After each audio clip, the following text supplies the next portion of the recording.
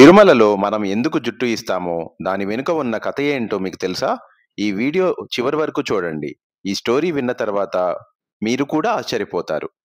చాలా సంవత్సరాల క్రితం వెంకటేశ్వర స్వామి ఒక పుట్టలో ఉండేవారు. అప్పుడు బ్రహ్మదేవుడు ఒక ఆవు రూపంలో వచ్చి స్వామికి పాలు ఇచ్చేవారు. ఇది చూసిన ఆవుల కాపరి కోపంతో ఆవు మీద గొడ్డలి విసిరారు. స్వామి ఆ ఆవును కాపాడడానికి అడ్డంగా నిలబడగా గొడ్డలి ఆయన తలకు తగిలింది. దానితో ఒక పెద్ద గాయం అయింది. ఆ గాయం మానుకున్న ఆ చోట జుట్టు మాత్రం రాలేదు. కొన్నాళ్ళకి నీలాదేవి అనే ఒక దేవకన్య ఆకాశం నుండి స్వామిని చూసి కిందకి వచ్చింది. ఆమె స్వామి తల మీద గాయాన్ని చూసి చాలా బాధపడింది.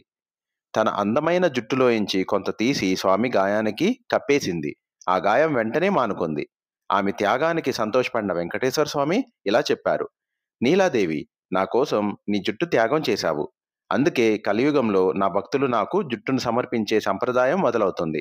ఆ జుట్టు వల్ల వచ్చే పుణ్యం, శక్తి అంతా నీకే చెందుతుంది. ఫ్రెండ్స్, ఇప్పుడు మీకు అర్థమైందా? మనం తిరుమలలో జుట్టు ఇవ్వడం అంటే మన అహంకారం, మన అందం మీద ఉండే కోరికను వదులుకోవడం. ఈ గొప్ప త్యాగం వెనుక ఇంత గొప్ప కథ దాగి ఉంది. ఈ వీడియో మీకు నచ్చినట్లయితే లైక్ చేసి మీ ఫ్రెండ్స్‌కి కూడా షేర్ చేయండి. ఇలాంటి మరిన్ని ఇంట్రెస్టింగ్ టాపిక్స్ కోసం మా ఛానల్‌ని సబ్స్క్రైబ్ చేసుకోవడం మర్చిపోవద్దు.